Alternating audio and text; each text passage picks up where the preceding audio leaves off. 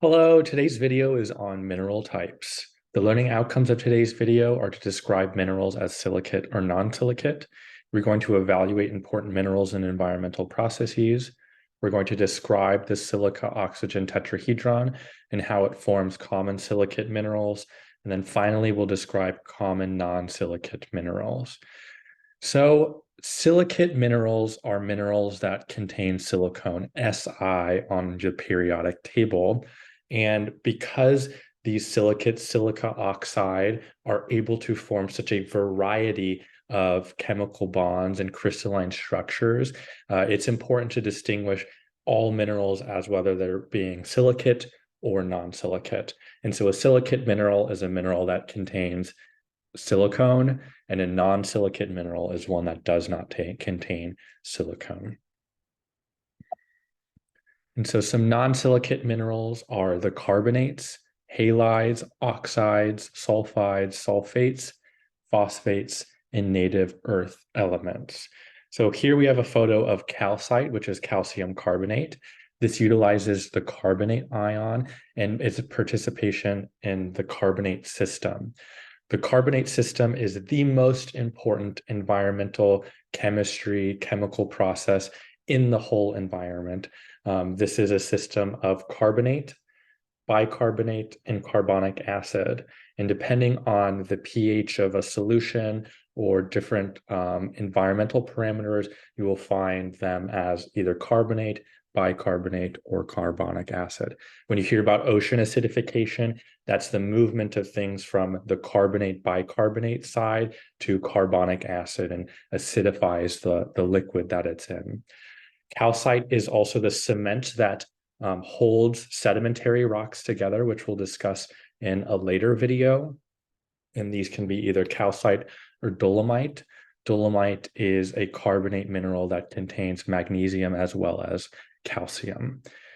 These can also be created from the lithification of fossilized marine organisms when you have little microbes in the ocean that form exoskeletons made of calcite.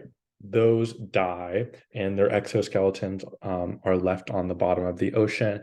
After many millennia, you build up layers of these marine organisms that are eventually compacted together and form what we today call limestone. So there's a lot of uses for carbonates. They are going to come back in the future because they're very important in water chemistry as well as soil stability.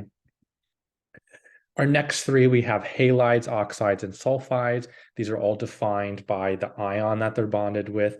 Halides include halogen ions, so chlorine and fluorine. Oxides just contain ionic oxygen. And so the most common oxide is iron oxide, which is rust, as you may know it, but the mineral name for rust is hematite, and a variation of that is magnetite. So we'll be referring to it as hematite in this course, but you know that iron oxide is rust and rust is hematite. Halides are often formed from the evaporation of seawater, and that's because the seawater is just chock full of ionic halogens. Sulfides are important mining ores, and so they bond a lot with valuable metals that we're interested in building with. So galena, sphalerite, and pyrite are all bonded to different transition metals that may be interested or of interest for humans in building things. So when you mine things from the earth, they're usually present in a sulfide metal ore, and then it needs to be smelted and heated up to a really high temperature where the sulfur is then released and you're left with lead, zinc, or iron in their metallic form. But none of these are present in their metallic form within the earth. They're bonded in a sulfide mineral ore. Sulfates are bonded with a sulfate ion, which is SO4 minus. These form gypsums, which are important in drywall. I've always wondered, why do we use drywall? Why do we use a rock to cover the walls of our houses? Like, the wall behind me. And that is mainly due to the fireproof nature of gypsum. Rocks don't burn. So if you line your house with a fireproof material, you're less likely to propagate fires throughout your home. So that's pretty interesting. And that's an interesting use of gypsum, which is a sulfate mineral. Phosphates are important fertilizers, and this includes the mineral apatite, which is pictured here, but you do not need to know that for this course. And then finally, we have our native earth elements. Some mildly reactive transition metals like silver and copper are present in their whole elemental form on Earth, but as they become more reactive, it's hard to find, it's actually impossible to find true elemental iron and lead, even aluminum in the Earth's crust because they've oxidized and bonded to some other elements. So native Earth elements, these pure elemental, are called minerals because they're inorganic.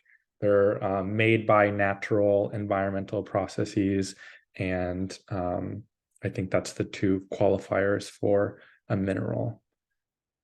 So that concludes the non-silicate minerals, and now let's move on to our silicates. Again, silicates contain Si, which is silicone.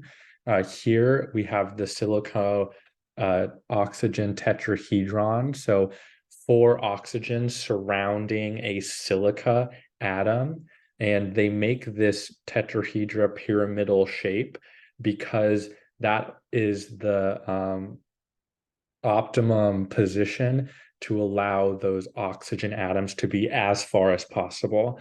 They're all negatively charged, and so like a magnet, they don't want to be near each other, and so they form this tetrahedral arrangement every single time they're bonded together. And that allows us to then manipulate that and form things like quartz and olivine. So what do I mean by that? You can actually have silica sharing oxygens with adjacent tetrahedrons and make a variety of shapes in that way. You can have neosilicates, which olivine is just a pyramidal silica structure, or you can have phyllosilicates where they bond based off of oxygens in a planar shape. Those form things like micas, muscovite, biotite. You can have inosilicates, which are long, spindly collections of silicates. So this sharing of oxygens between silica atoms allows for a lot of different crystalline shapes to occur, and thus different minerals in the very end. And so these are all minerals. These are all silicate minerals, but they're all very dark. Olivine, hornblende, biotite are all really dark because they contain iron and or magnesium, and they are what we call ferromagnesian silicates. You do not need to know all the different types of minerals that we've discussed, but I would like you to know what is a ferromagnesian silicate and what is a non-ferromagnesian silicate. So the contents of iron and magnesium give these silicates a dark color, and that's because of their element content. And so on the flip side, we have quartz and muscovite. They're all very light, sometimes translucent, and that's because they contain little to no iron or magnesium, and thus we call them non-ferromagnesian silicates. So our dark silicates are iron containing, and our light silicates are not going to contain much iron. And here is a list of more of those. I'd like to expand more on feldspar, which is the most common group of minerals in the crust. So if you are out and about and you're going to encounter a feldspar, which is an aluminum silicate. These can have a variety of compositions. They can contain more potassium, which makes them a pink color. Sometimes they're white, sometimes they're a lot darker, and that's all based off of the different compositions that you move between. It's important to note that a lot of these will be present in a granite countertop. If you've ever looked at a piece of granite, you will notice a lot of different crystals of various colors and things like that. Sometimes it's different minerals, but often it's different types of feldspar, whether it be orthoclase or plagioclase. And those names come from the composition, but you do not need to know that. Again, feldspars are the most common group of minerals in the crust. And so later on in our course, when we look into sediment transport in rivers, we basically assume that all sediment you encounter in a river is feldspar, and thus it has a density of 2.6 or a specific gravity of 2.6. So this quality of minerals is really relevant later on in the course. It's not necessary in environmental geology and working in these big systems to know the minute compositions of different minerals or different mines and things like that. But if you know the aggregate composition of an environment, you can do a lot of things with that. So feldspars will come up later, and I will make sure to point that out for you. That concludes our lecture. If you have any questions, feel free to let me know on Canvas. Thank you.